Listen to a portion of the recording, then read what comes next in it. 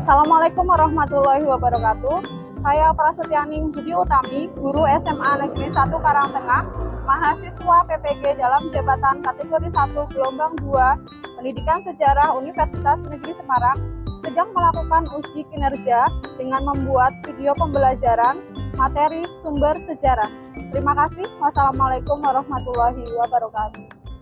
Assalamualaikum warahmatullahi wabarakatuh. Waalaikumsalam warahmatullahi wabarakatuh. Oke, bagaimana kabar kalian hari ini?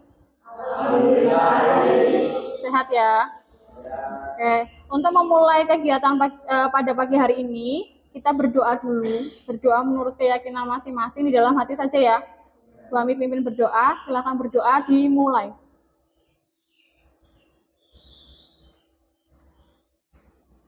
Selesai? Oke. Sebelum memulai pembelajaran, silahkan kalian cek dulu kanan kirinya sudah bersih atau belum. Kemudian seragamnya, pakaian kalian sudah rapi atau belum. Dicek, terutama yang laki-laki biasanya bajunya yang keluar-keluar dimasukkan dulu. Ya, sebelumnya Bu Ami absen dulu. Adnia.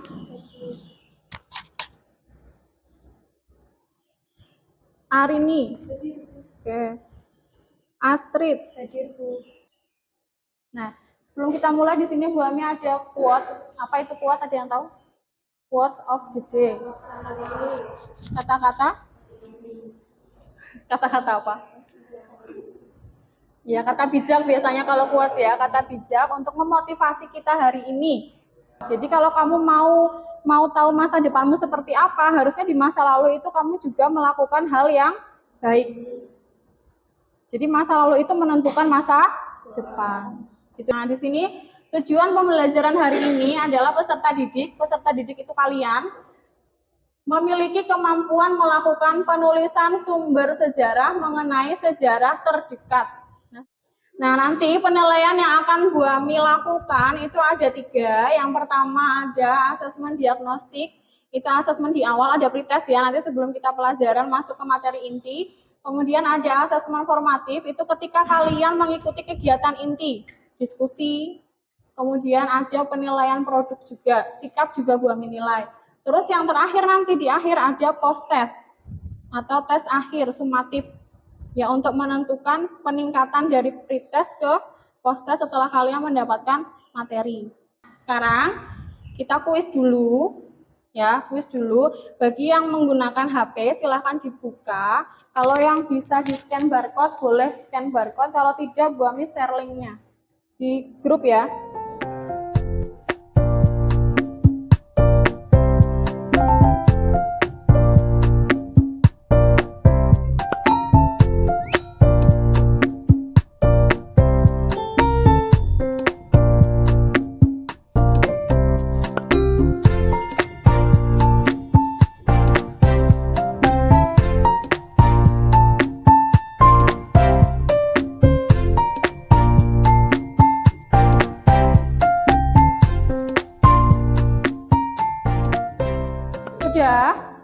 Sudah selesai semua. Oke, lanjut ya, bisa ya? Sambil dilanjut. Oh ya, kita lihat di sini ada peta konsep sumber sejarah. Ya, jadi di sini jenisnya sumber sejarah itu ada berapa, coba dibaca? Ada berapa? 2. 1 berdasarkan sifatnya, 2 berdasarkan bentuknya. Nah, ada gambar siapa di situ? Siapa Mas Uri? Ferdi Sambo. Kamu ada pertanyaan, apa persamaan kasus ini dengan sejarah? Kenapa kok Bu Ami tampilkan di situ? Sama-sama terjadi di masa lampau. Sama-sama terjadi di masa lampau. 1, pintar. Terus apa lagi? Suatu peristiwa yang fakta. Fakta. Terus pintar lagi. Nyambung dengan jawabannya Yuni. Berdasarkan fakta. Ya, sangat tepat sekali. Ada fakta, kan terjadi di masa lampau, ada fakta dan ada bukti. Butuh bukti. Sejarah butuh bukti apa tidak? Butuh. Sesuatu yang dinyatakan fakta itu harus ada buktinya. Nah, bukti di dalam sejarah itu biasa disebut dengan sumber sejarah. Ini yang akan kita bahas. Pengertian sumber sejarah. Siapa yang mau membacakan? Yuk. Oke, yuk.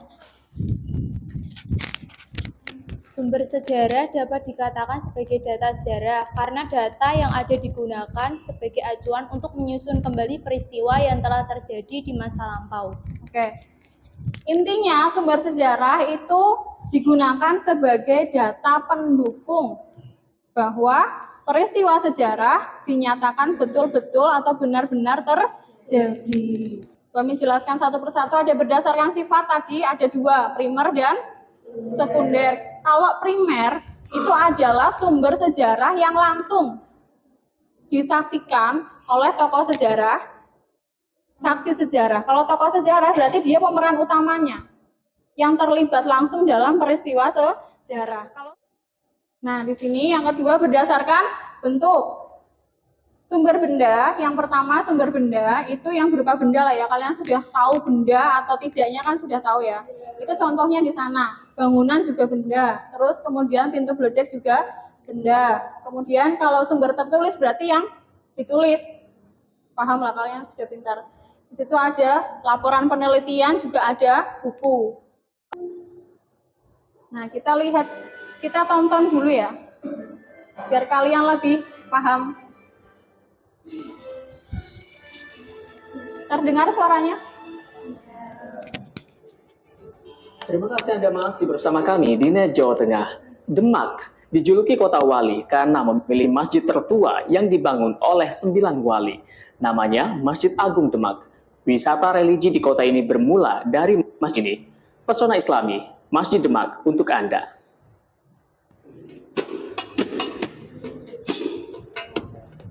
Syarat akan sejarah Islam, Kota Demak di Jawa Tengah menjadi salah satu tujuan wisata religi di Indonesia. Demak merupakan kerajaan Islam pertama di Pulau Jawa, kerajaan yang didirikan Raden Patah di tahun 1475. Kejayaan kerajaan Demak membawa pengaruh para perkembangan Islam di Pulau Jawa. Salah satu bukti peninggalan sejarahnya adalah Masjid Agung Demak. Masjid tertua di Indonesia ini dibangun oleh Raden Patah dan 9 wali. Awalnya masjid ini merupakan bagian dari pesantren Gelagah Wangi dan sudah dibangun tahun 1466. Di tahun 1477, masjid direnovasi menjadi Masjid Kadipaten Gelagah Wangi. Seiring dengan makin pesatnya penyebaran Islam di Pulau Jawa, masjid ini tak mampu lagi menampung jemaah. Tahun 1478, masjid pun dipugar dan diresmikan sebagai Masjid Kesultanan Bintoro Demak. Kini masyarakat lebih mengenalnya sebagai Masjid Agung Demak. Oke, tadi kalian nonton apa? Video tentang apa? Kerajaan Demak. Terus salah satu peninggalannya tadi yaitu Masjid Agung Demak. Nah, itu menjadi salah satu apa tadi? Salah satu bukti atau sumber sejarah. Sekarang kita masuk ke kegiatan berkelompok. Silakan kalian buat kelompok 3 sampai 4 anggota. Ya, kalau ini jumlahnya dibagi 4 anggota pas ya. Jadi satu kelompoknya ada 4. Pilih sendiri ya. Ayo, sebelum kita masuk ke tugasnya, silahkan berkumpul dengan teman kelompok yang kalian merasa nyaman dengan teman kalian. Silahkan dibuat satu kelompok ada 4 anggota. Ini tugasnya itu adalah membuat sebuah infografis. Pernah melihat infografis? Pernah membuat? Yang digital atau yang manual? Digital menggunakan apa? Canva. Berarti sudah pintar. Itu nanti yang kalian harus buat ya. Nah, di sini ada 4 tadi yang kami sebutkan. 4 tema bisa dilihat. 1 Hindu-Buddha, 2 masa Islam, 3 kolonialisme, 4 pasca kemerdekaan. Sekarang Bu Ami tanya, ini kalian pilih bersama dengan teman kelompok kalian ya. Yang mau memilih masa Hindu-Buddha siapa? Kelompok 1 ya. Terus masa Islam. Oke, kelompok 2. Terus kolonialisme. Oke, Oke, terus kelompok pasca kemerdekaan. Oke, sudah dapat tema masing-masing. Ini ada LKPD. Berarti kegiatan hari ini kalian merencanakan pembuatan proyek kelompok 1. Terus kelompok 2. 3 ya. Sini 2.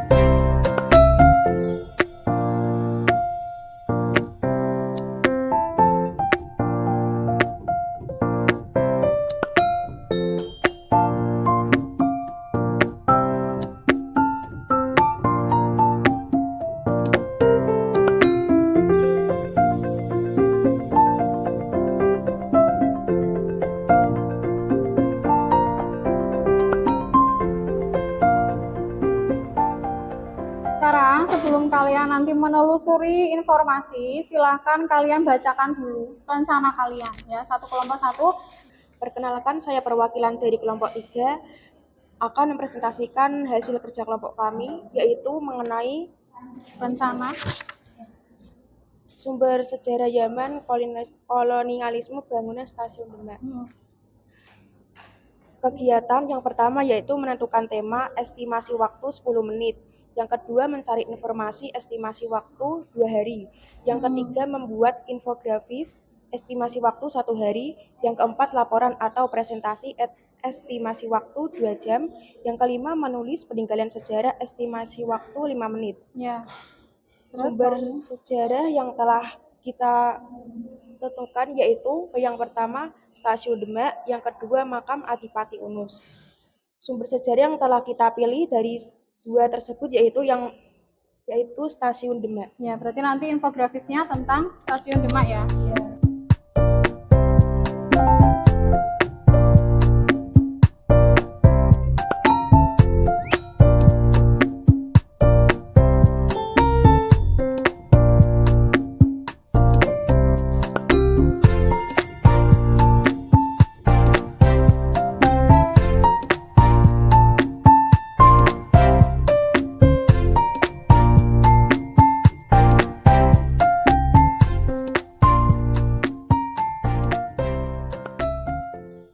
Sudah selesai atau belum infografisnya? Sudah. Gubernur butuh aspirasi, masyarakat kecil butuh solusi. Izinkan kami membuka presentasi. Semoga memberi esensi. Assalamualaikum warahmatullahi wabarakatuh. Waalaikumsalam warahmatullahi wabarakatuh. Tepuk tangan dulu untuk pembukaan yang sudah sangat bagus. Lanjut. Terima kasih bagi yang sudah menjawab, semoga masuk surga, dan yang tidak menjawab semoga masuk angin. Berdirinya kami di sini untuk presentasi, bukan untuk ekspektasi, karena ekspektasi membuat kita sakit hati. Tak kenal maka tak sayang, maka perkenalkan kelompok presentasi kami yang beranggotakan saya Zuni Rahmawati, Saya Armin Nuraini. Saya Sarul Huda. Saya Irwan Nur Said.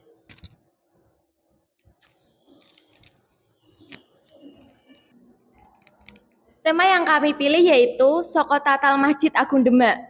Masjid Agung Demak memiliki 4 tiang, penyangga utama di tengah bangunan masjid yang biasa disebut dengan Soko Guru. Soko Guru ini terbuat dari kayu jati dengan tinggi masing-masing sekitar 17 meter.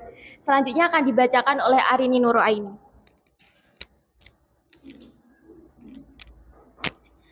Soko Guru dibuat oleh Wali Songo ketika mendirikan masjid tersebut. Dari 4 saka tersebut terdapat 1 saka yang unik yang dibuat Kanjeng Sunan Kalijogo yang sering dikenal dengan Soko Tatal. Dipersilakan untuk para audiens memberikan pertanyaan, kami akan berikan jawaban bukan harapan karena hidup butuh kepastian bukan kepalsuan. Bagus. Yuk, siapa yang mau bertanya? Nah, ini dari kelompok 3 ya. Perkenalkan saya dari kelompok 3, izin bertanya.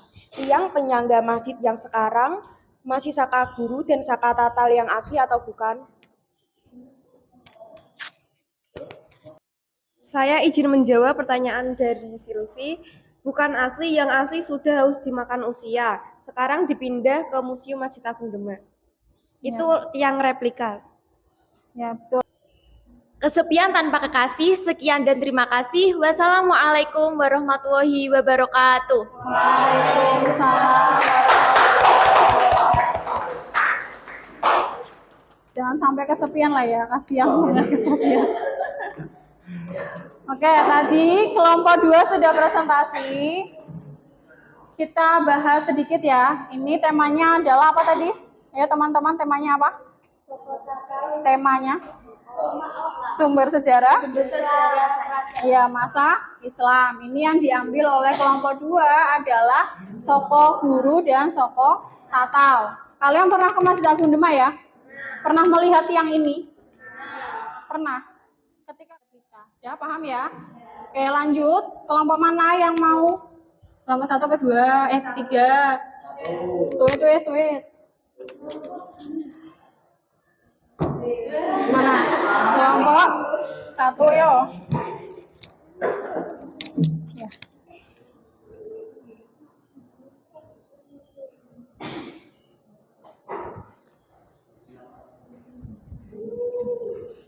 Ini ya yang Arca Dewi Durga ya? Iya.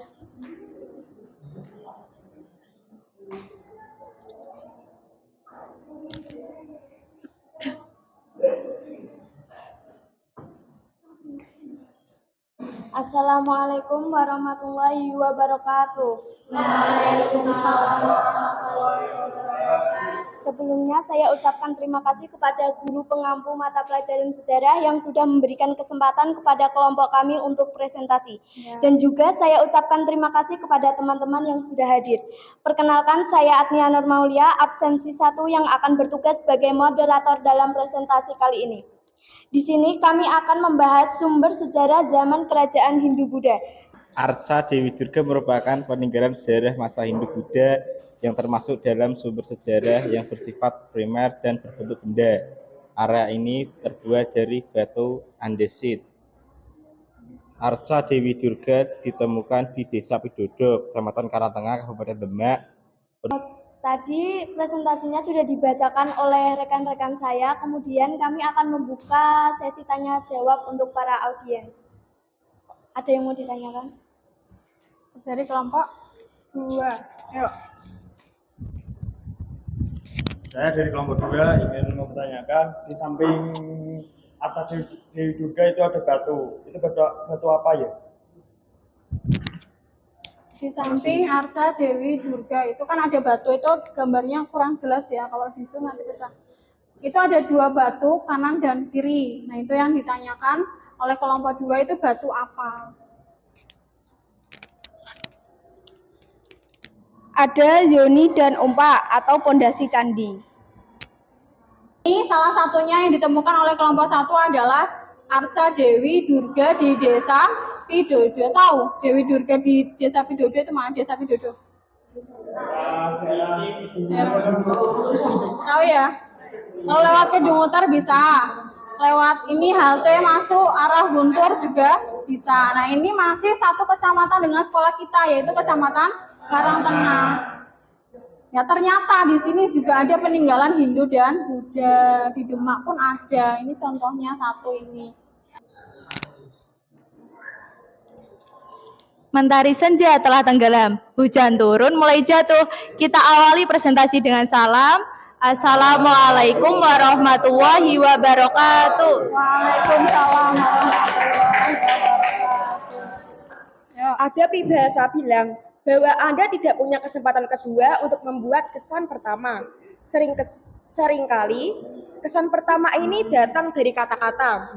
Inilah topik pembahasan kami pada hari ini mengenai sumber sejarah zaman kolonialisme bangunan Stasiun Demak yang akan dibacakan oleh rekan-rekan saya. Dipersilakan.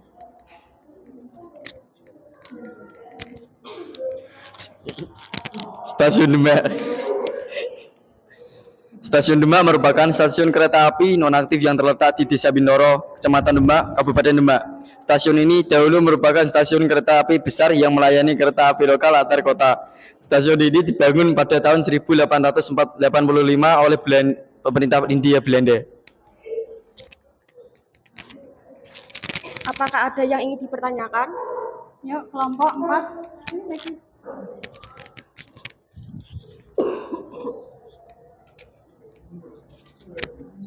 Perkenalkan, saya dari kelompok 4 ingin menanyakan untuk kelompok 3. Bangunan Stasiun Demak masih bisa dioperasikan atau tidak? Sudah jelas pertanyaannya? Bangunan Stasiun Demak itu kira-kira masih bisa dioperasikan atau tidak? Izin menjawab, sebetulnya masih bisa, tapi membutuhkan tenaga ekstra dan biaya yang banyak karena harus menggusur pemukiman warga dan membongkar jalan. Apakah bisa diterima? Selesai sudah presentasi dari kelompok 3. Kelompok 3 juga punya pantun untuk kalian semua. Bilang cakep ya? Cakep. Sungguh gagah Raja Malaya. Dari Malaka ke negeri Campa. Sampai di sini presentasi dari kita. Wassalamualaikum warahmatullahi wabarakatuh. Sampai jumpa. Ya, terima kasih untuk kelompok 3 ya.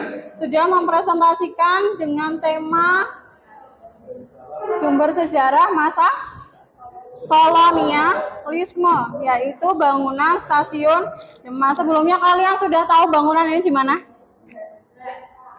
Ada yang tidak tahu? Stasiun Demak di mana? Ya, di mana?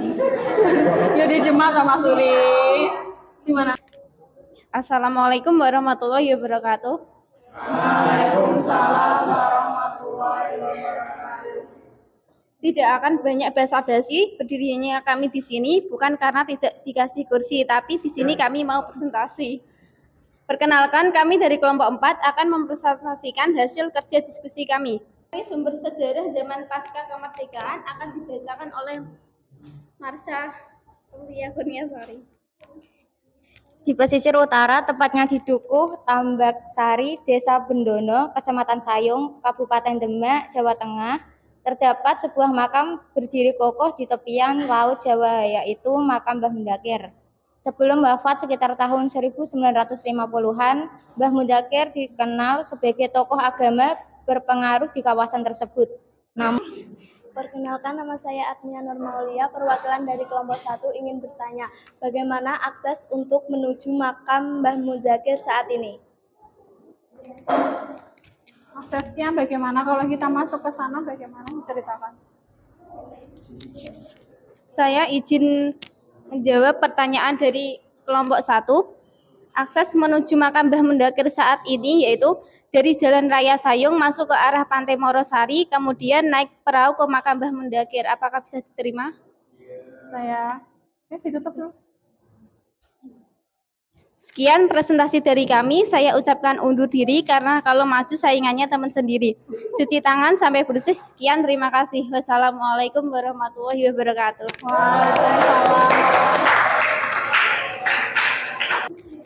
Ya sudah ya, tadi kelompok terakhir, kelompok 4 sudah mempresentasikan infografisnya dengan tema sumber sejarah masa pasca kemerdekaan. Jadi setelah kemerdekaan itu ternyata juga di Demak ada bukti sejarahnya, di mana saat itu kan pasca kemerdekaan itu tidak langsung merdeka ya, tidak langsung bebas dari penjajah. Ada usaha dari Belanda dan Inggris untuk mengambil alih kemerdekaan Indonesia lagi. Nah, ini salah satu tokohnya ternyata.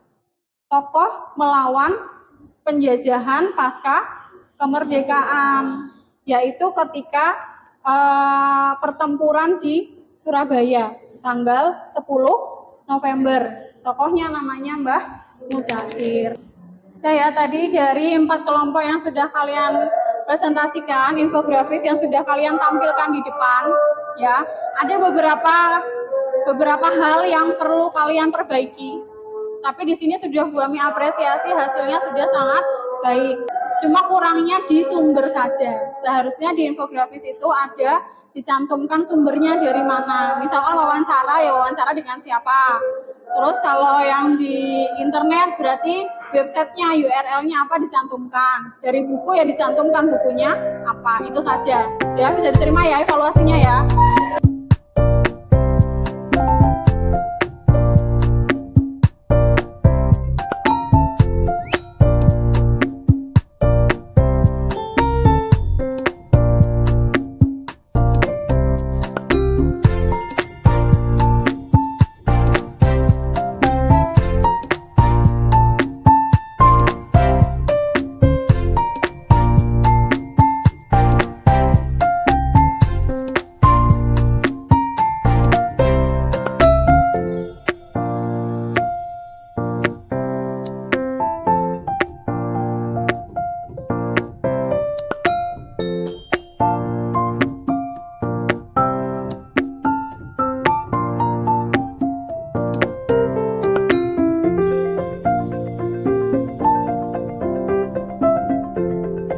Ada yang mau menyimpulkan? Ini yuk. Perkenalkan, nama saya Zuni. Di sini saya akan memberikan kesimpulan, yaitu di Kabupaten Demak banyak terdapat sumber sejarah seperti patung Dewi Durga, Yoni, bangunan stasiun Demak, makam Pati Unus, pintu Bledek, dan lain-lain yang harus kita jaga dan lestarikan. Ya, betul sekali. Jadi terima kasih Yuni. Kesimpulannya tadi adalah ternyata di Kabupaten Demak ini banyak sumber sejarah. Dan bagaimana sikap kita dengan sumber sejarah itu? Harus menjaga, melestarikan. Kalau bisa nanti kalian juga menjadi aktivis sejarawan di Demak, kalian bisa dengan komunitas kalian menjaga itu, mencari lagi, mengorek lagi informasi-informasi atau sumber sejarah yang lain yang belum ditemukan. Oke, itu kesimpulannya. Kemudian, nah, kita refleksikan. Ada beberapa pertanyaan refleksi di situ. Yang pertama, apakah semua materi sudah dipahami? Sudah apa belum? Sudah apa belum? Sudah ya. Ada yang mau tanyakan? Tidak. Cukup nanti kalau mau bertanya di belakang aja ya. WA aja buang. Ya, tapi jangan malam-malam. Terus yang kedua, bagian mana yang sulit? Siapa yang mau jawab? Oke, Andika ya. Perkenalkan, nama saya Muhammad Adika Naufal. Bagian yang sulit dipahami adalah Baca ketika mencari informasi tentang peninggalan sejarah, terpilih karena terbatasnya informan atau sumber informasi. Ya, oke, bisa diterima. Jadi bagian yang sulit menurut kelompok berapa? Kelompok 3 ya. Kelompok 3 itu adalah ketika mencari informasi memang terbatasnya informan. Informan itu ketika kamu tanya di sana ternyata warga sana tidak tahu sejarahnya, kan itu juga kendala ya. Kemudian barangkali kamu mencari informasi di internet, ternyata di internet tidak ada yang membahas, itu juga kendala. Itu menurut kelompok 3. Nah, sekarang yang ketiga, bagian mana yang paling kalian sukai? Siapa yang menjawab? Ya, Astrid. Bagian yang paling disukai yaitu ketika membuat infografis, karena kita bisa berkreasi dan membuat infografis itu sesuai dengan keinginan kita sendiri. Ya, oke, sudah? Ya, bisa diterima ya. Jadi yang menurut kelompok 1 ini yang paling disukai kegiatannya adalah ketika membuat infografis. Ya, tidak kaget karena memang zaman sekarang kan kalian paling dekat itu dengan gadget ya, dengan HP. Terus ini infografisnya juga kalian membuat dengan HP yang sudah setiap hari kalian gunakan. Jadi mudah dan kalian senangi. Gitu, bisa dipahami materi hari ini. Oke, Bu Ami mengucapkan terima kasih yang sebanyak-banyaknya atas usaha kalian menyelesaikan tugas ini, atas usaha kalian presentasi. Tadi presentasinya sangat menarik. Dari kelompok 1 sampai dengan kelompok 4 itu presentasinya sudah sangat matang dan menarik. Kemudian materinya juga sangat matang. Cuma tadi yang kekurangan-kekurangan semoga bisa diselesaikan, diperbaiki di pertemuan berikutnya atau di tugas berikutnya, gitu ya. Sebelum Bu Ami akhiri, ada yang mau ditanyakan? Tidak. Bu Ami akhiri, kita berdoa dulu ya. berdoa menurut keyakinan kalian masing-masing. Di dalam hati, Bu Ami pimpin, berdoa dimulai.